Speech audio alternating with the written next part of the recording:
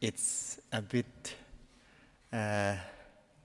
overwhelming for me because in Thailand we have very few people working in the field of medical anthropology. You can easily go to a workshop and saw a few people sitting, even one person sitting, and after you give a talk, you walk to him and say, "Thank you for listening to me," and he would say, "No, I'm the next speaker." It's that few, So, thanks. And I have been going in and out many sessions, and I am a bit envious of you for having such a good networking of academicians working in this field, in a lot of very interesting topics. I really hope I can one day have this kind of network of regional and inter-countries conference that invite people. In Southeast Asia, in particular, there are very few anthropologists working. So thank you for having me here. I will be talking about borders and diseases and how we are working on specific notion with regard to speciality. I think this is a very familiar phases of the 21st century epidemics. It's already very familiar. We saw it on the news, on the televisions, on the newspaper, or in journals, always describing all these new epidemics that seems to define the control of bordering, try to policing the border in order to control this. So in this talk, I will be taking on these epidemics and try to see how it's the epidemiological model that we are operating are actually based on a very specific notion of geographic understanding of places. So among these many epidemics that have been happening in the 21st century, these particular stories of SARS have a special place in all the epidemic, because SARS epidemic is very well narrated and with a very specific form of the ways the story is told. You probably know that SARS have its origin in Guangdong, in the People's Republic of China, and then it spread throughout the world. And the way people talk about SARS stories, which were told in a sequences of events that take place and how it's framed, is very typical of the way new emerging diseases are told, especially after the HIV epidemics. So the story would go something like this. There is an outbreak of atypical pneumonia. This is a mysterious disease at first. People don't know what it is, but it's a mysterious atypical pneumonia. Happened in the People's Republic of China back in 2002. And then there is a doctor who have treated some of the patients there who traveled to Hong Kong and happened to stay in a hotel where he started to have his symptom. And within a few days, the disease spread to about a dozen of other hotel guests. And the mapping of the room that he is in and the way the airflow was passing through his room to other walkway that led to other people that get the germs is very well studied. And then a Canadian tourist who returned to Toronto also is among one of the guests at the hotel, and he got this disease, and he go back to hotel, and he infected 5 of his relatives before he died. 3 of the tourists from Singapore, including one of the former air hostess, went back, got infected, and infect more than 160 people. A Chinese-American man, businessman, who worked in Hanoi and get sick, he was admitted to the hospital. And at this moment, there is a WHO epidemiologist, an Italian epidemiologist actually, Carlo Urbani, who just happened to work in Hanoi, and he was consulted. He went to this hospital and started looking at this mysterious pneumonia, which really quickly deteriorating within hours. And within a matter of days, 40 of the staff in the hospital get infected. And they still don't know what it is. But because Carlo Urbani is an expert in infectious disease, he knows that this is not avian flu. This is far severe, more severe than any flu-like symptom that he has been witnessing so far. So he started quarantining the whole hospital, controlling people, set up border that people cannot go in and out. And within a matter of days, a number of staff in the hospital get infected, and some of them die. Dr. Carlo Urbani himself worked extensively without rest for many, many days in the hospital, try to figure out what's wrong, sending sample to the WHO for testing. And he was totally exhausted, and he was take a break and went to Thailand for a conference to give a paper in an academic conference. And on his way to Thailand on the airplane, he got sick. And upon arriving in Bangkok, he knew exactly he got SARS. And he told a colleague of him that traveled with him to stay away from him, away so that he would not contract this virus. And they asked to get into a hospital where there is intensive infectious disease control ward that would isolate the cases.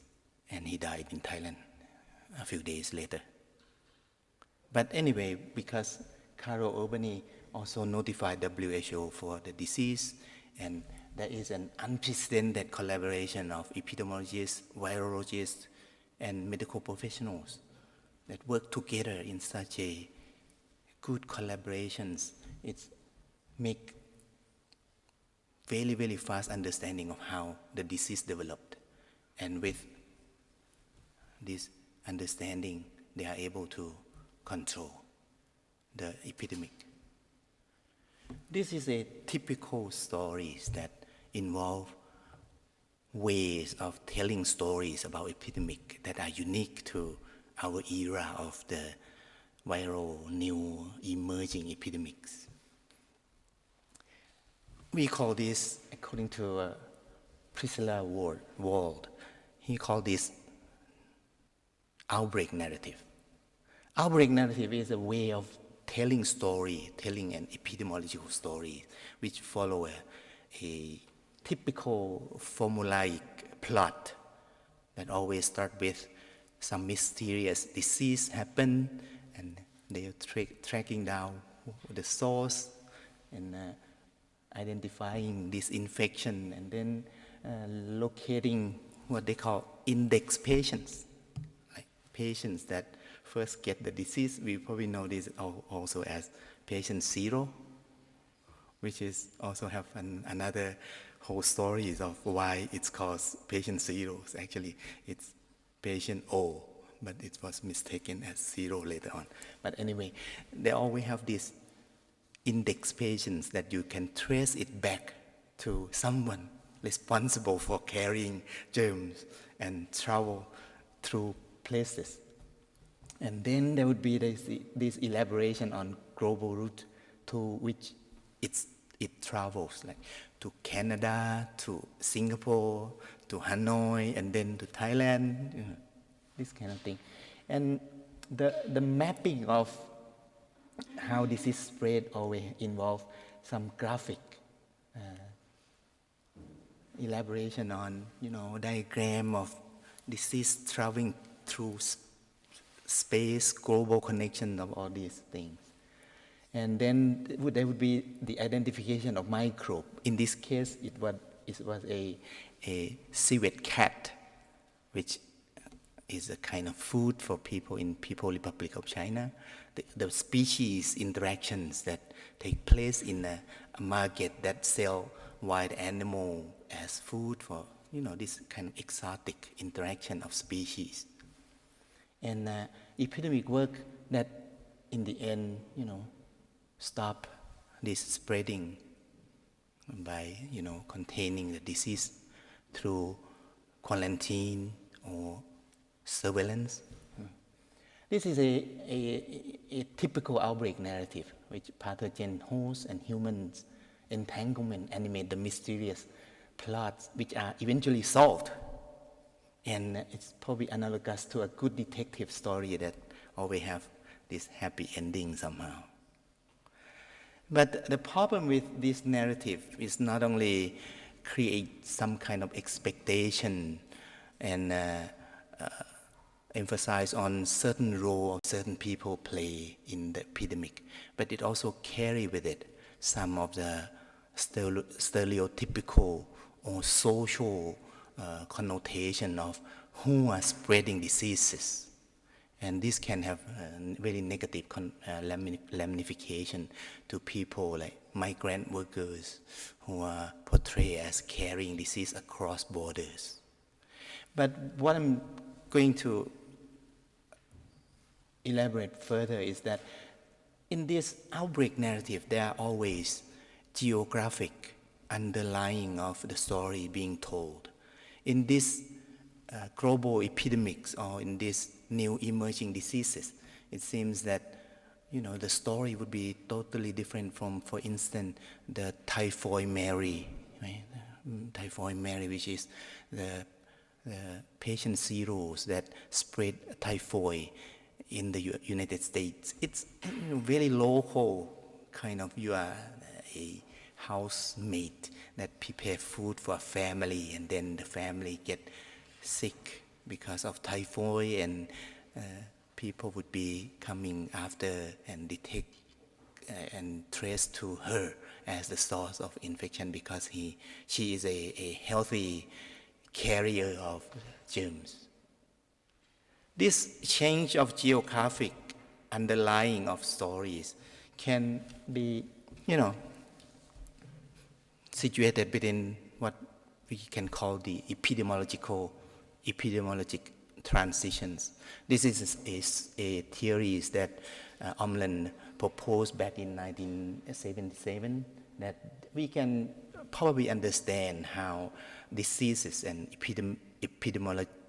epidemic change through time. He proposed that at least, we can understand it as having 3 different eras of diseases in human civilizations, like in the age of pestilence and famine, which is, the prehistoric situation where people start to kind of getting diseases and also having no other means of fighting disease. They are basically communicable disease, like or infection, parasitic infestations, or malnutrition, basically.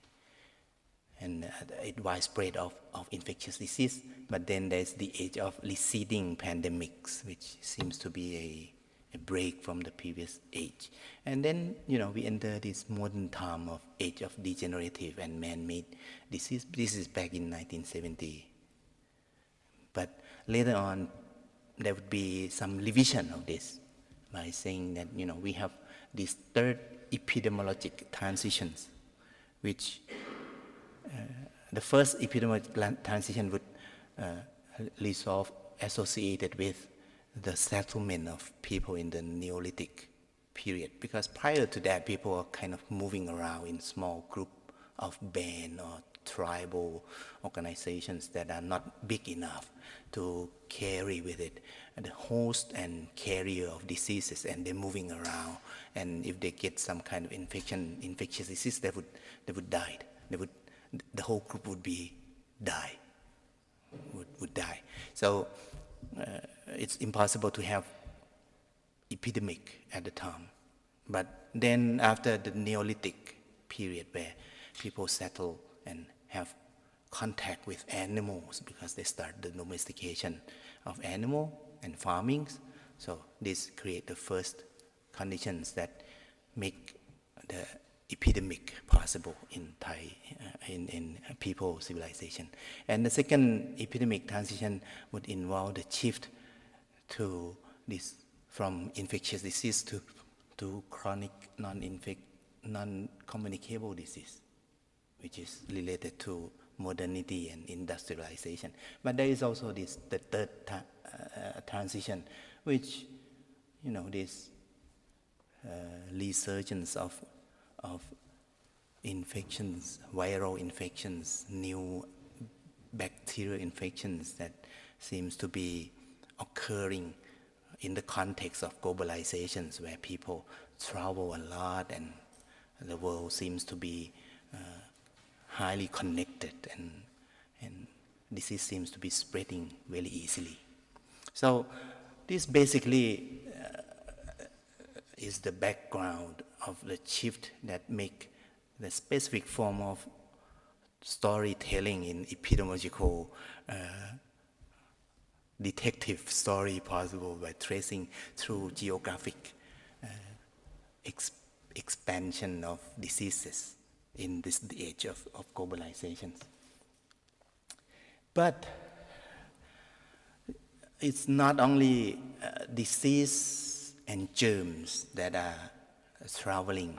In this slide, I list a number of interesting development in Thai society where there are a lot of trans-borders activity related to health and medicine. For instance, we have patients travel to receive cheaper medical care. In Thailand, we have a big industry of medical tourism. Millions of tourists would go to Thailand to receive care, which is 1/3 of the cost of medical expenses in the Western country. So millions of them would be going, in addition to having medical treatment, including, for example,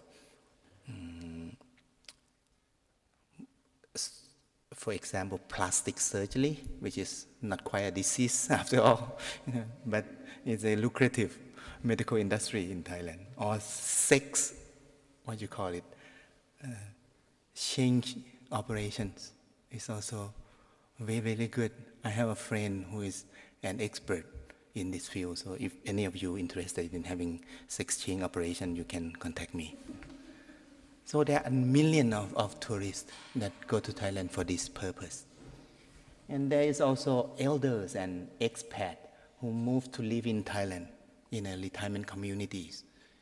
In one single province, we have 10,000 foreign husbands married to local northeastern villagers and stay in the village, in one province. And these people have their own kind of medical problem. Like they have this Rh negative blood, that when they have any kind of accident, they go to the hospital, they would have no blood for transfusion, because Thailand, we don't have Rh negative type of blood. So, it's really specific. And there is also surrogate mothers. This is a few years back, before Thailand have this new law prohibiting surrogacy.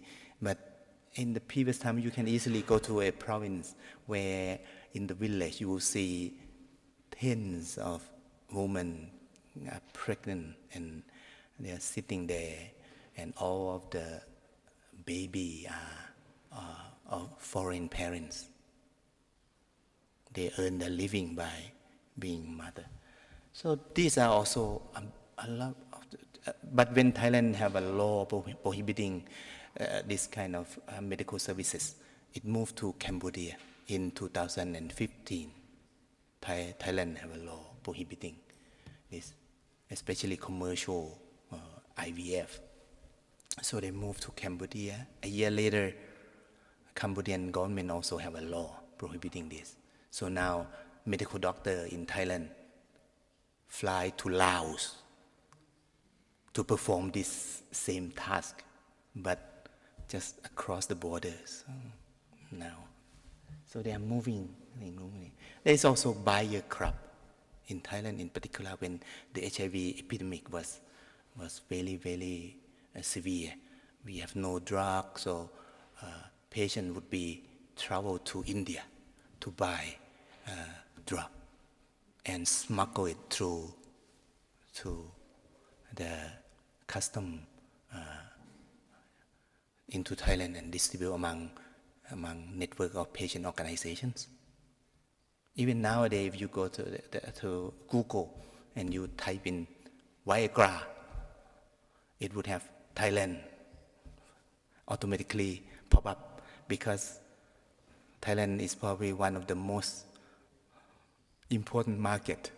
They would send you Viagra through mails, so you can do online order of drugs. There is also outsourcing of medical service like CT scan, which is now already digital, right? So it's a file that you can send it, rather than, for instance, in the US, rather than having radiologists sitting there and you have to pay overtime during the night for the reading of the digital file of CT scan. You can just forward it or send it to either Bangalore, Bangkok, or Australia, because the time zone different. You don't have to have a doctor stand by for reading films at night, and it's cheaper just by sending file, and the reading will be coming back within hours. And recently, the problem of weather, the smog, the PM 2.5, which is extensively affecting the northern part of Thailand. You can see from this image, this is the hotspot of burning of agricultural field that take place cross borders, and it creates this kind of environment in Bangkok, in Chiang Mai, in everywhere in Thailand. This is also a cross-border phenomena. This is a manual if you are interested in retire in Thailand. How to retire in Thailand? We have a huge community where you can rely on. And this is actually the image of one of the surrogate mother that she happened to have a twin, but one of the twin is okay, but a boy have Down syndrome, and the parents from Australia didn't want to get him, so they take only a healthy girl, leaving this Down syndrome boy with the mom. There are all these complicated things involving this trans-border health situation. But the previous slide would probably involve a lot of voluntary movement of things. But there are also this displacement of migrants and migrations that are either forced or moved because of certain kind of necessities, be it economic, political, or climate. These are displacement. And in the world nowadays, we have about 70 million of displaced persons in the world, which is, keep increasing, half of which would be internal replacement, people moving within the country to somewhere else for work or for any kind of getting into a new situation for living. But this is particularly of particular concern in Thailand, because in Thailand we also have a great number of migrant. I will tell you a story of a migrant that we did in our fieldwork in one of the districts on the Thai-Burmese borders. This is a person, we will call him Moise. Moise is a current migrant. He's lived in Thailand more than a decade now. He kind of he was born in Myanmar, and his mother is a farmer, but later died of unknown fever. That's also really difficult to get medical care back then.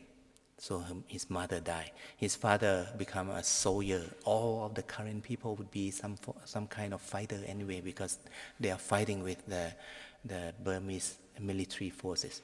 So all able men would be involving in being soldiers. But Moese's father was killed when he was 13, and he was afraid.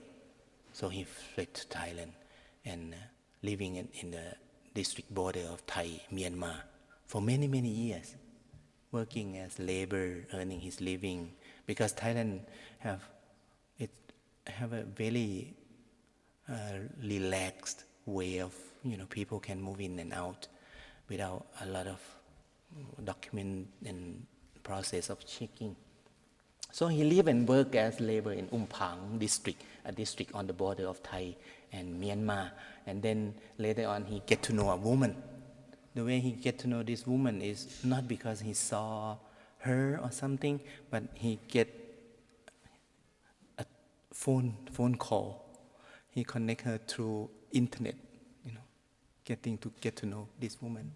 And later on he married to this woman. And this woman have an uncle who lived thousands of kilometers away from the border in a province in the south, where is this shrimp farm. And the uncle asked Moise to go there.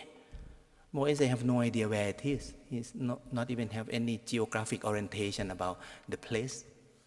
And he don't know how far away it is. It would be many hours of bus drive, but he don't feel worry much, because he have people who can trust working there. He know exactly that he can depend on this person. So distance seems to be not a problem for him compared to other conditions of his life. So he traveled to work in the shrimp farm in the South Thailand. A few months later, he started to having bloody coughing with blood. So he went to a hospital and he was diagnosed with tuberculosis. Okay. Now, people travel with diseases like tuberculosis in the western border of Thailand are numerous, because Thailand and Myanmar is two of the highest rate of infections in the list of high burden tuberculosis country on the list of WHO. So this is nothing unusual. There are a lot of people travel like this. After 6 months of regular visit, he continuing medication. Doctor told him that he was cured. He did this without any welfare system. He don't have any insurance. He have to pay for the anti-TB medications. And he did. He paid for it, and he have this regular treatment. But then he feel healthy. He moved to Bangkok, and then he moved again to a province where a lot of Burmese migrants would be working, which is already the capital of Burmese migrants in Samut Sakhon. And he started having bloody cough again.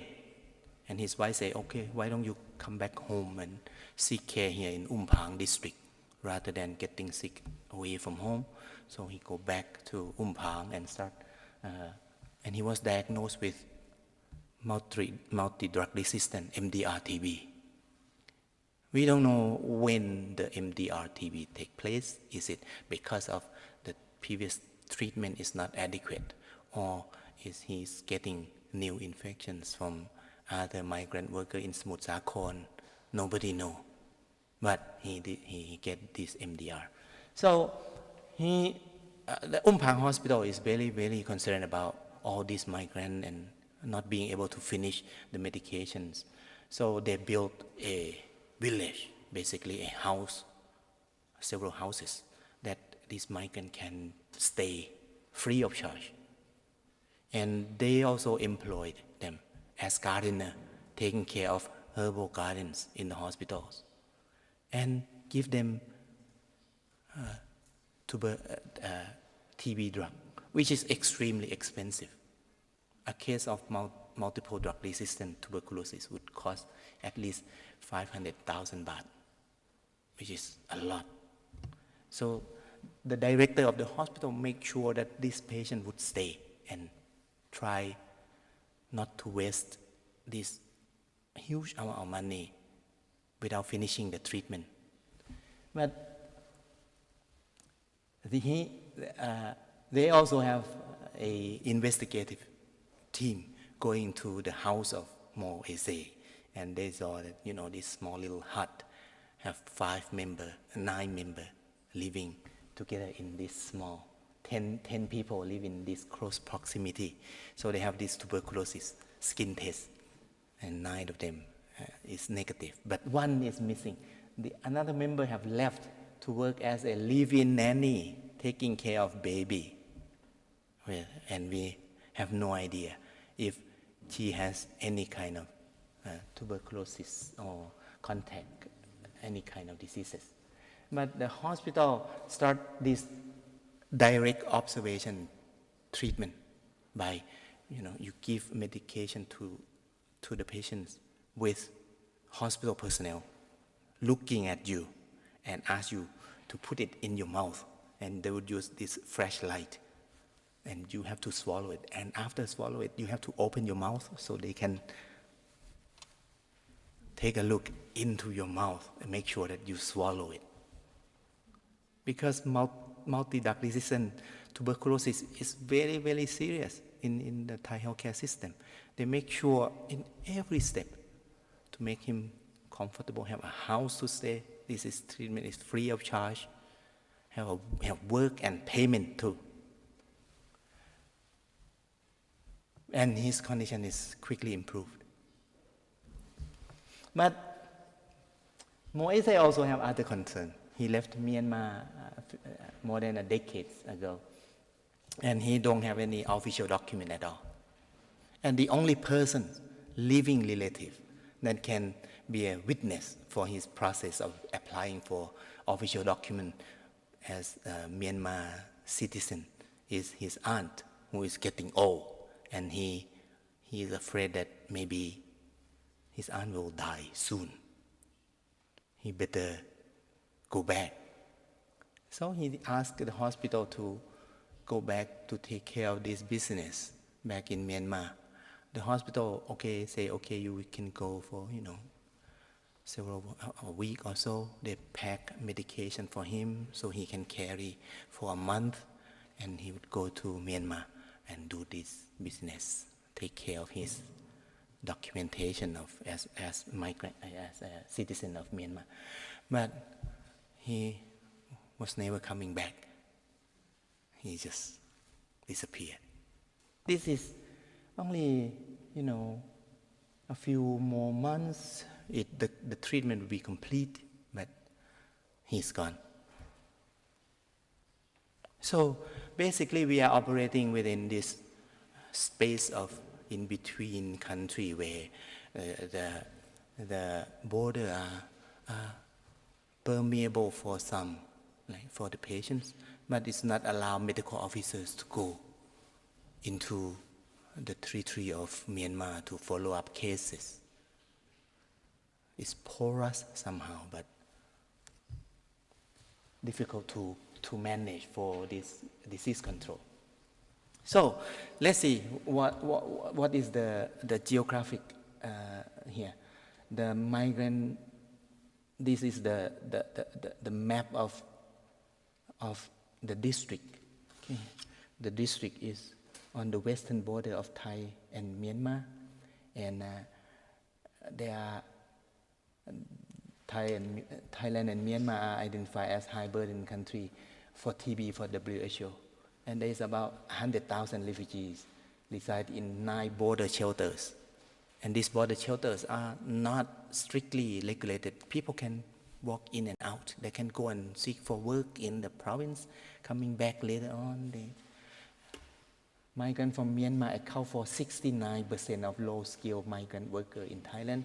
About 2 million Myanmar migrant workers now work in fishery industry, textile and housemaid. So this is considered a very high-risk zone. But now take a look at these borders. You can see that the western border between Thailand and Myanmar, there are at least 30 border crossings. 30 border crossings. Nothing along. This is only in one province. Only in one province. And all these crossings are operated by different agencies with different procedures of, checking, or some of them would be nobody standing there, just a small building. Not a building, it's more like a shelter of something. So these are all border crossing. But it's not through this border crossing that people are moving across borders. It's basically anywhere. It's an open space. It's a mountain range that, go between this. So people can just go from country to, without even knowing that they have been crossing the border.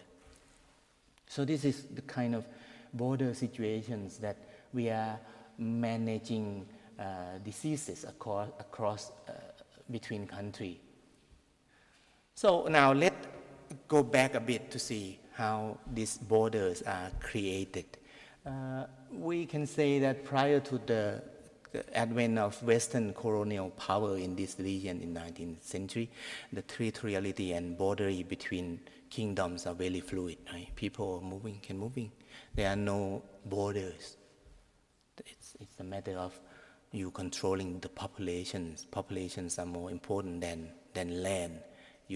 When you defeat a kingdom, you don't occupy the kingdom. You take people and move people to your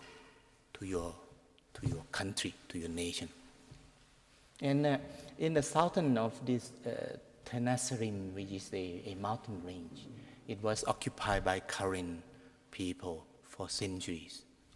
But then the British come, and there is this British Anglo-Burmese wars.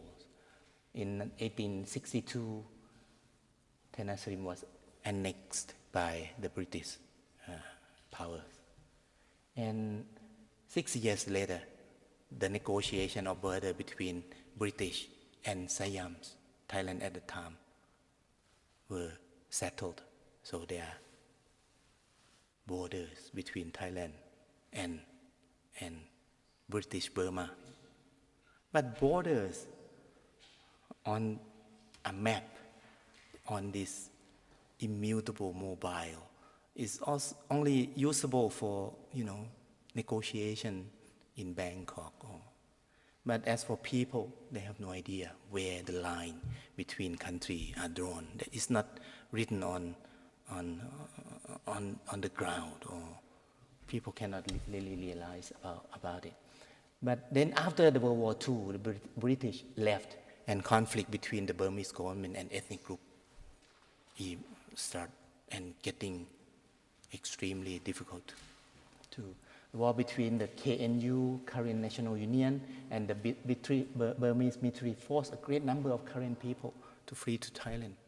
Now we have about 1 million of people of Karen in Thailand. And these are forced migration.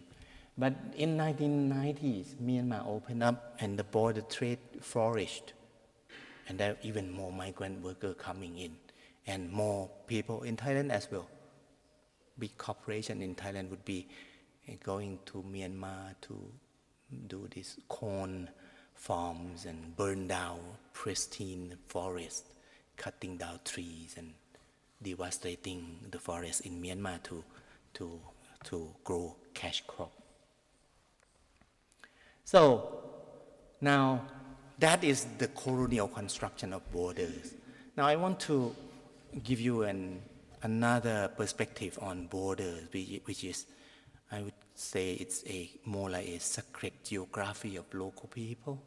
The current people are actually community with mixture of religious belief. They maintain a kind of indigenous Hermetic faith called Talaku, which is mixing Christianity, Buddhism, Brahmanism, and animism into these eclectic practices of belief. And it seems to be no border between this religious understanding of the world. It's all built into, they have almost like comparable to Bible in a sense, and also rely a lot on Buddhist teaching.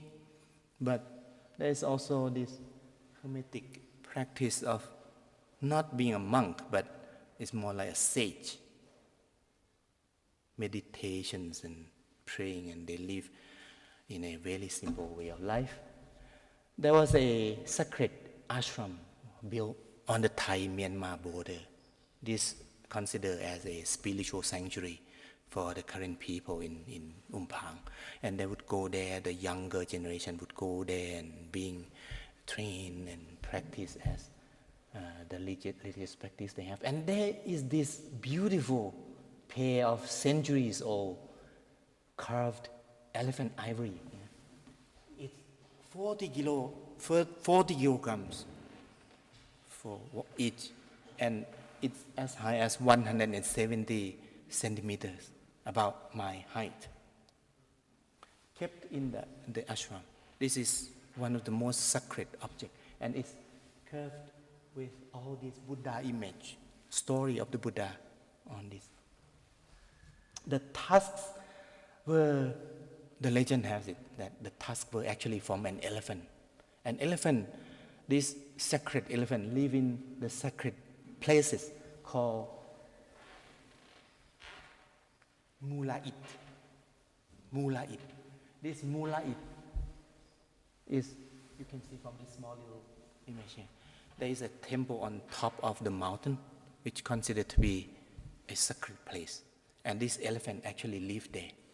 And upon the end of its life, it walked from this sacred place, keep walking, and come to this place where the spiritual sanctuary were created, and die there. And the leader of the community removed the tusk and have someone carve all this beautiful Buddha image on it. So it's, moving of this object. But then in 2017, the tusks were missing. It's just disappeared. And people are, one of the ex-leader, headman of the village, was suspected to have taken it. And they tracked him down. And they found him, but he's not in Thailand anymore. He took all these tusks and traveled to Myanmar. And he said he would use this tusk to set up a new ashram in the Mulai mountain range to create another spiritual sanctuary, because he wants to attract more followers, and people believe that this is politically motivated, because this territory was under the democratic current Buddhist army territory. So you can see that religious space, political space are all overlapping and crisscrossing somehow. And when he was arrested, the DKBA returned the task to the Thai border patrol. This is also interesting. Once they were arrested, the current community there and current community in Thailand start to discuss where should we keep this elephant tusk. Because the current nations actually is in Myanmar. They identify themselves as a current member of the current state in Myanmar. It should be kept in Myanmar. But because of the situation in Myanmar is not quite reliable, I mean, it's risky to keep valuable thing there. So they return it and keep it in Thailand. Now, we have, but they return the tusk, but not the robber, not the ex-headman, because the ex-headman actually worked for the army. So in this story, we can see that this sacred geometry is constituted in kind of multi-layered, overlapping topological arrangement across national boundary, political or religious boundaries. It's all, messed up somehow, in which you cannot really rely on any mapping to identify this movement of things. So, the border between Thai and Myanmar seems to be quite porous, I would say. As of now, along more than 2,000 kilometers of Thai-Myanmar borders, only 55 kilometers were demarcated.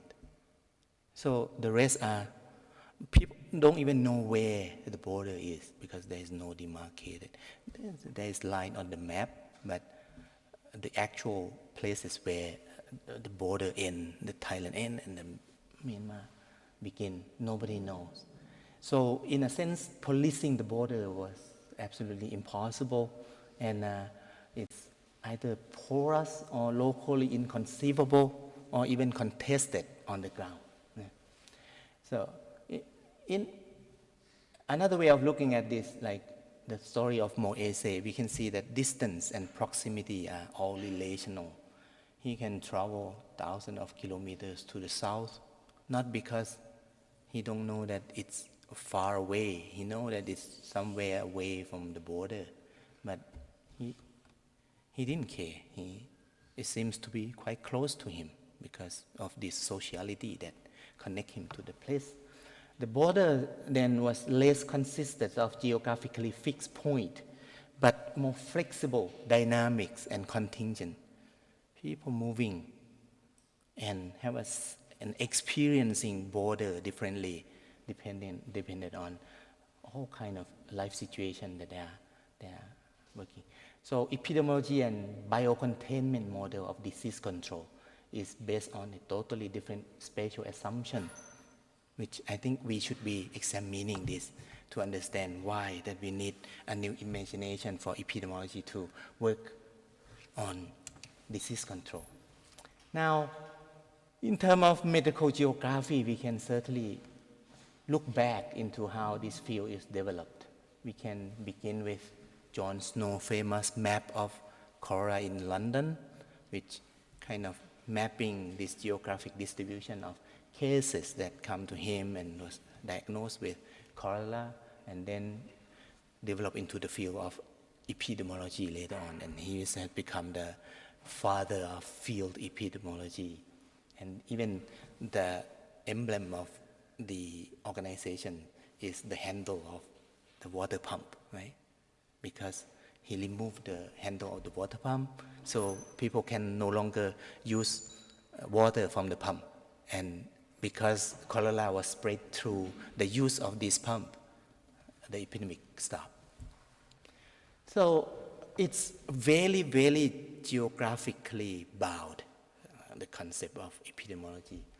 And as we move on, we can see that, for instance, this image here is the mapping of Black Death.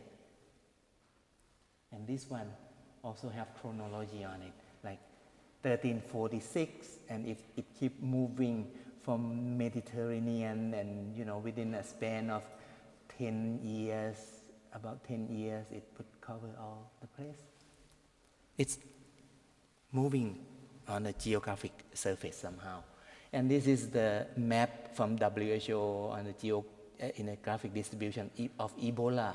We can see that all this seems to be, almost like geographically defined, very well defined, according to the jurisdiction of the space, like the province. In real life, it would be totally different. This is because these geographic organizations that take care of the catchment area would report cases, and it become a map like this. But anyway, epidemiology, epidemic has historically been described by wave of front propagation. It keep moving, expanding to space from particular place, expanding on the surface of the earth. This is the second plague reintroduction into Europe. This is also, rather than having only this graphic movement, we also can see that it takes a long time to have this disease reintroduced into Europe. It takes about 1 or 2 years when the crash of the rodent population, the wild rodent and rodent in people residence, and kind of having this disease spread, take 2 years, and then it go through all these old trade route, the Silk Road, take about 10 years to reach the port in Mediterranean, and it still take more than 3 years to spread to all this continent and develop into the second epidemic of plague in Europe. So the span of time is decades of movement. But then this is the third plague epidemic. It's also like starting in Kunming Yunnan 1855 and reached Hong Kong in 1894. It takes many years to travel, even in the third. This is a late 19th century and early 20th century. But then we nowadays have this. Right? This is a totally different way of moving across the surface of the globe. This is like the red line is thousands of people a day. Right? The yellow line is about 100 of people a day. And at any particular time, there are about 500,000 people on the air, traveling at any moment, at any given time. So this is a totally different world that we are living in. And this is an analysis of disease spreading through travel. And this is a study published in Lancet. The author point out that if we look at Africa and South America, we can see that there are relatively few aviations, airport, or the flight is not as densely as the Northern Hemisphere. But if the air travel is keep expanding, increasing, the more connection between different parts would be even more easily transmitting diseases. This is on the assumption of the South is a dangerous place. If we have more travel between the South and the North, the situation will be even worse. So these are the operations of epidemiology.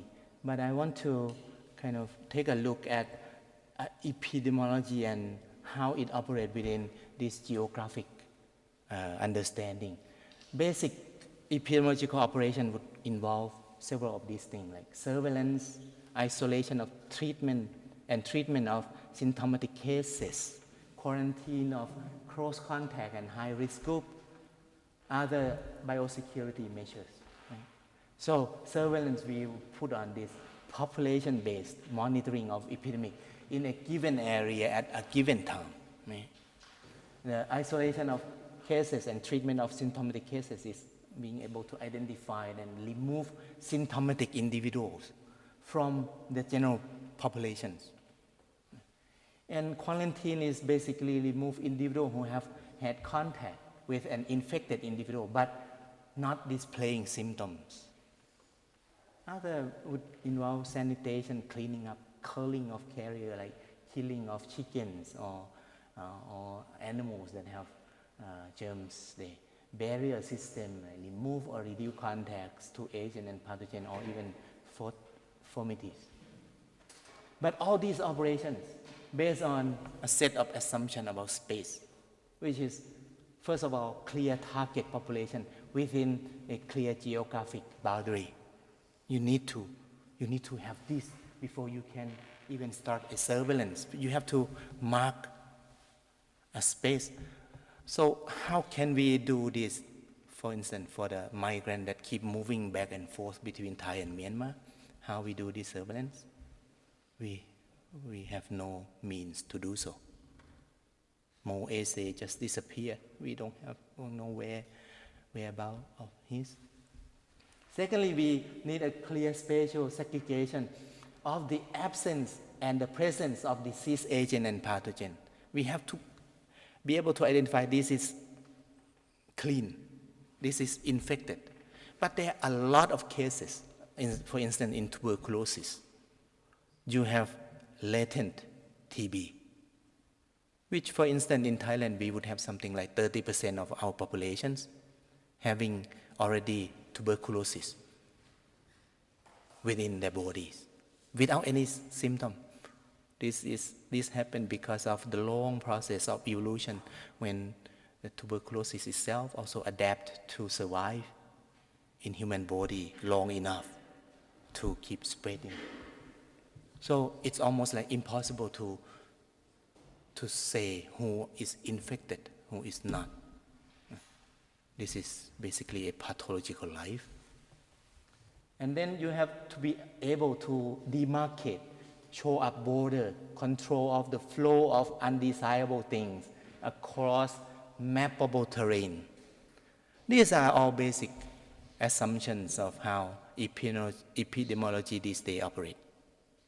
We can say that, epidemiological practices are underpinned by particular geographical imaginations that govern how we understand and respond to outbreak and epidemic. This is basically our geographic assumption of our operation, the epidemiological operation. But then, if we think about border differently, then we probably can reimagine different geography and different way of operating.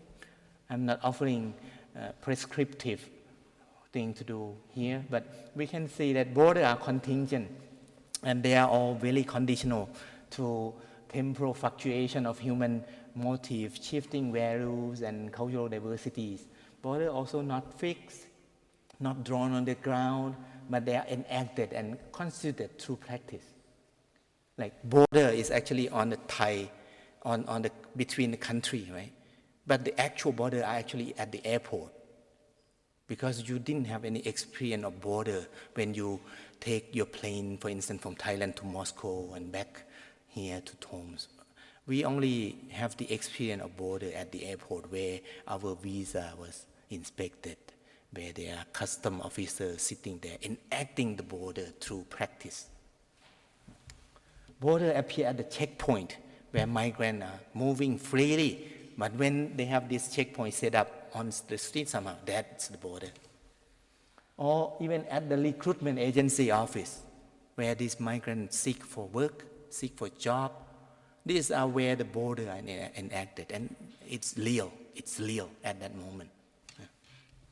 Or other security dispositive, any kind of institutional, physical, administrative, or even knowledge structure that make this power of segregation possible. So border also enacted at hospital when migrant workers get sick. They're working every day, it's okay. But when they get sick, they go to the hospital. That's where the border to become real. Migration documents are required. Or even when the expat, which I mentioned earlier, get in some traffic accident, they're living in a countryside in Thailand for years. But when they get in accident, they go to the hospital and there is no Rh negative blood for transfusion. That is when you realize that, oh, I'm in a wrong place now. Border can be reproduced, reinforced with disease outbreak. And then we should consider as indeterminate, dynamic, and multiple as a result of various forms of bordering or ordering practice. So I would propose that we need a new way of thinking about space to be more creative about thinking space. And I'm saying this partly because this is a conference on social science and health innovation, right? So I think, how can we be more innovative in looking at space and come up with different way of working around this really rigid geographic notion in epidemiology. In human geography, for instance, the need for new understanding and representation of space is suggested by David Harvey, new geographic imaginations that make us understand more of the experience of people on the geographic, on any kind of geographic setting. And to tap into the imagination is to become able to break with what is supposedly fixed and finished, objectively and independently real. We also have a sense of, these epidemiological work are all fixed and real, but we probably need something. Spatial imagination can open up ways to take notice of being in the world and our implication in making, remaking, and being made by geography in which we live, work, and play. So this is basically, we need some different way of thinking our space to be innovative in our epidemiological work to contain disease in this globalized world. So how can we go? I rely on a work by Anne-Marie Moore and John Law that in their study about anemia, that looking at how these medical interventions, treatment of anemia are spread in, not in a strict geographic or even topographic way of space, but it's more like in a topological twist of space proximity and relationalities of places.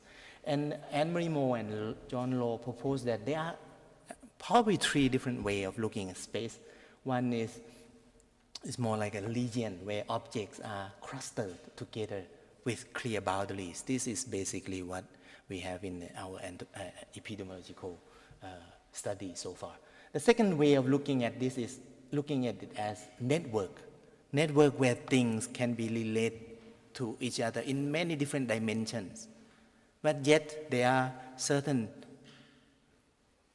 predetermined configuration of this relationship that operate, that keep the system going, keep the network moving. It's dynamic, but in a sense, still fixed in a sense. But then there is this fluid spatiality where objects are localized not by a given set of coordinates. We cannot see where it is exactly, but by different rules in a variety of coordinate system. Like they are related to each other through rules, the term of engagement that make where it is, where they are. Okay? boundary between the normal and the pathological is not given once and for all. So there are dynamics like this. So my point is that epidemiology is concerned as much on surveillance and control of space as in the way we look at disease spreading through geographic area. But if we take fluid speciality as our point of departure, we also need more creative process of creating new space, new speciality that make possible new rules and new relations, including power relationship, in which new terms of engagement can be enacted and realized. And I'm saying this because epidemiology, when you want to control certain movement of people, you are making contact, creating relationship with multiple parties. And this relationship or rule of engagement can be created by this imaginative space that we can create it. And if we have that kind of space being created, the new possibility would be possible. Right? So I'm closing my talk here by listing some of the questions rather than answers for these topics. In epidemiological bordering practice of epidemiology, what borders are being reinforced, enacted, recreated, or being undone? Some of the borders were being undone by epidemiological bordering practice. But on the other hand, insisting on border between country, reproduce division between people in country, like border between people who are infected because they are migrant from Burma, also create more divisions between migrant, like Thai, Burmese, migrant and citizen, and this can create a lot of political tensions between different group of people. And how certain socio-spatial imagination and geographic imagery encourage and discourage epidemic control.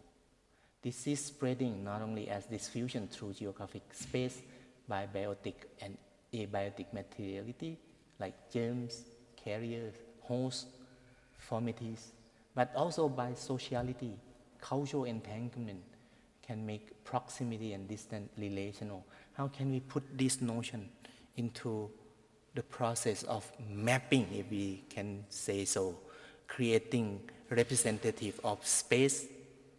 In this, I'm not saying that we have a predetermined way of mapping. As anthropologists, we know that some of the mapping by indigenous people, for instance, in Australia, they have totally different way of mapping things, right? So how geospatial technology enable a new topological epidemiology that are not geographical but topological. Space can be relational, proximity are not fixed. How can we come up with epidemiology that take into account that we are not living in this fixed geographic locale?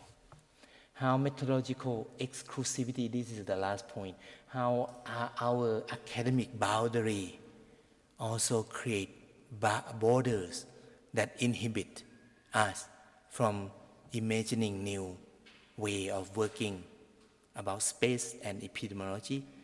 Is public health worker and geographer and other discipline somehow can work together?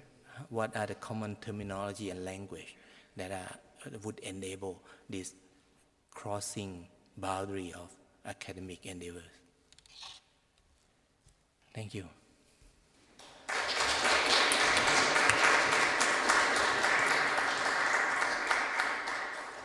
Thank you very much for the interesting presentation and bright examples.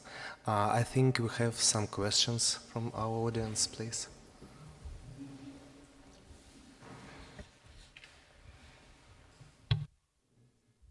Thank you. Thank you very much for your very informative talk. I have a small question, comment.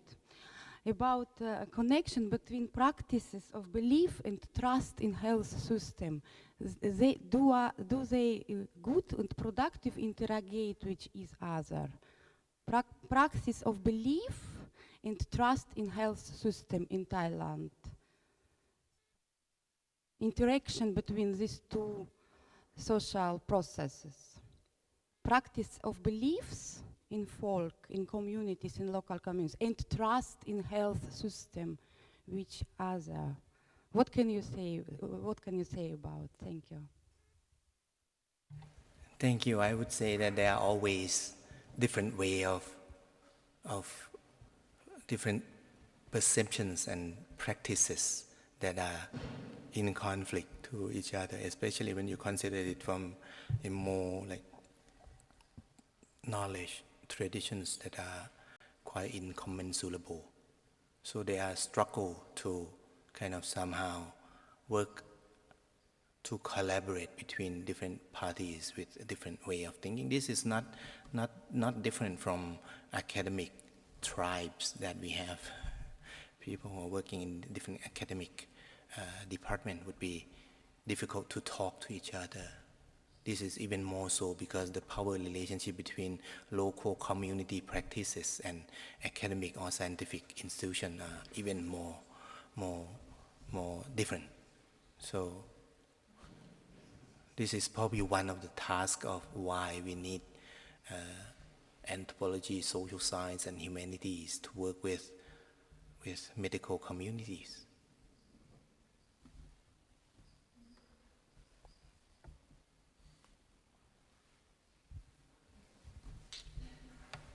Thank you very much for this very interesting presentation. When you were talking about fluidity of borders, I was also wondering about process of actually making of borders and what kind of factors shape the way the border is perceived and the border is experienced in certain context. And I thought of an example of a European Union where in a moment where certain states are kind of taken in, also the sense of border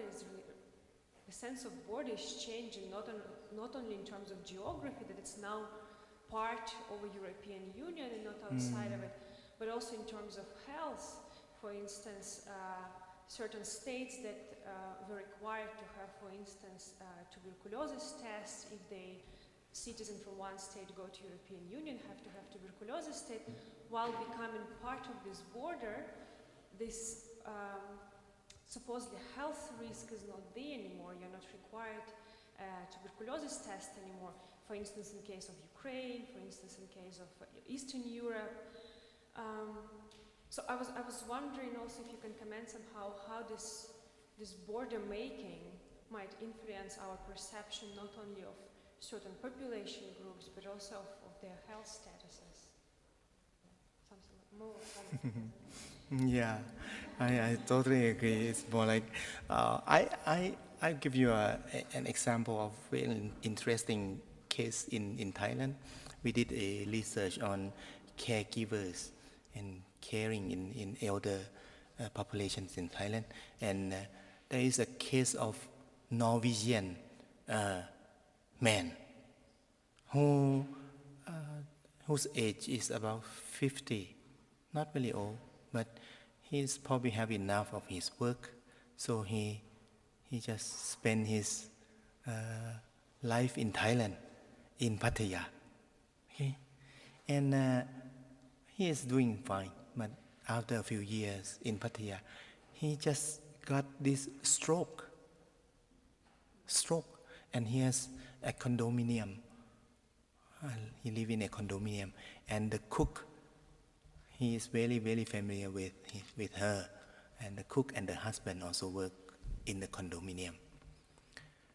So being paralyzed in the condominium is very difficult to take care of, and the owner of the condominium didn't want him to stay because it's difficult to manage, right?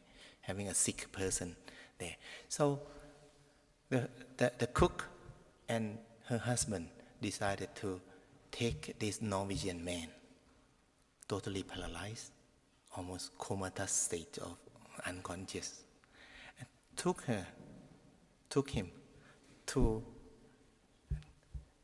her home in one of the district in central area, and renovate the home, make it into almost like a small hospital, so a ward for elder. And they take care of this Norwegian man. And I went there and interviewed them. And they said once a while there would be people from the embassy of Norway, Norwegian embassy, would be come to visit them without informing.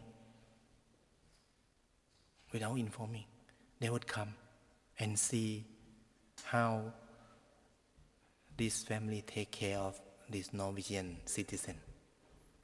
They also pay them with very, very good income for the family. They can live out of this income. And the family of this man also flew every year from Norway to Thailand. The wife, the daughter and son also come to this house. But the visit of people from the embassy is to make sure that the care is very well provided. And there is also a very interesting way of ensuring the quality of care, because if the patients get some kind of, for instance, aspiration because you're feeding food too quickly and he aspirate, and then have to take this patient to the hospital, the cost of taking the patient to the hospital and all the treatment would be from the family that take care of him. So I enter into this room with this man unconscious, sleeping on a bed. He was extremely well taken care of. There's no smell of anything. It's very, very clean and very sanitary. They take very good care of him. I'm telling this story because it seems that the border is not at all operating in the way we think, and there are certainly spaces that seems to be, this is a Norwegian citizen, half a world apart from the country, being taken care of by a family depending on the allowance and the money provided by the embassy, because he already have his retirement kind of money to spend for the rest of his life. So these are things that seem to be puzzling our understanding of space, and how the bordering practice actually allow something happen nowadays compared to the notion of very specific geographic understanding of places.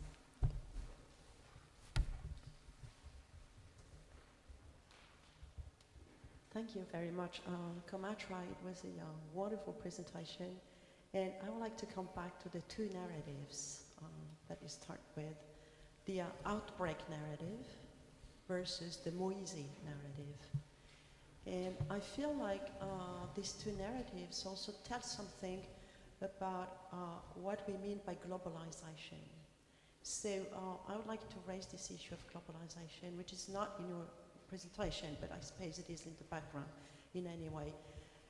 Would you say that there was a ancient, I would say, imagination of what globalization was, which was there is a center and things are just spreading from this center like a tsunami, so to speak, with sort of a waving, And that today we have a second mode of globalization, which is more of a multi-centered, multi-spot, very intense sort of pockets of activities, biomedicine, even, mobility, very dense, but in a way with a lot of holes. I mean, there are many places where there is absolutely nothing, not only in terms of care, but probably also in terms of circulation of germs and so on and so forth. So I was just wondering how this second form of globalization, which is more of a pocket, I would say, like a whole thing with the pockets of very intensive, interconnected, mobilities and activities between people. Is this cohesive with the way you view epidemiology today? Yeah, there are certainly critique of these ideas of emerging diseases in the globalized world. Like Paul Farmer would be saying there's no re-emerging disease. The disease is already there in the poor country. It's neglected diseases, not re-emerging in any sense. They're also always there because we just don't look at it, and then we realize it because they are threatening the northern country, the northern hemisphere. So there are this notion of not quite the problem that the world are all connected and we are facing new kind of thing. Actually, it's all problem just popping up with a new situation. And the other thing is that rather than talking about this outbreak narrative, prisoner world suggests that rather than narrating this plot and storyline, keep repeating it, we need some alternative way of talking or narrating epidemic. It would better be the narrative of global inequity. The global inequity that generate all this, bring our attention to all this structural arrangement or the unequal relationship between countries that enable the possibility of all these diseases. Then we will be focusing more on the structural arrangement of how we can manage. And it's also helped to reduce the stigmatizations of certain group of people being index patients, carrying disease because of these people are migrant, because they are ethnic group, because they are illegal immigrant coming to our country. This repeating the hatred and the dividing discourse that is already prevalent in all the bordering discourse about country, especially in the United States these days, right? Thank you very much. Actually, we have little time and maybe one additional question only, please. Thank you for your presentation. I think that not all people can agree with their disease. They can hide it, and you know that not all symptoms can be obvious. So is it a problem for new special politics and disease control, do you think? And I have the second small question. Can this new special politics destroy human rights? Because we define where people should be, yes, and boundaries between them. Yes, absolutely. That is why this outbreak narrative is being scrutinized, because they also create this repeating this stereotypical understanding of different people are dangerous. They are dangerous group of people, So how can we change this narrative so that we have the opportunity to work in a more structurally sensible way of disease control? That's probably the attempt to do. But in this talk, I more focus on the way we think about space. How can we have a new way of configuring and creating different representative of space that enable us to look at disease? For instance, For instance, in Umpang district, which is a district in a province called Tak. Tak is a district. It is a province. And there are hundreds of thousands of people from this Tak province who went to work in Samut Sakhon, which is the capital city of Burmese immigrant in Thailand, right? But the epidemiological report of these two provinces are all separate. They report it to the Ministry of Health separately. This is how the geographic operations are at work here, because this is the administrative unit called a province. It has its own jurisdiction. You have your own responsibility, and you report it to Bangkok.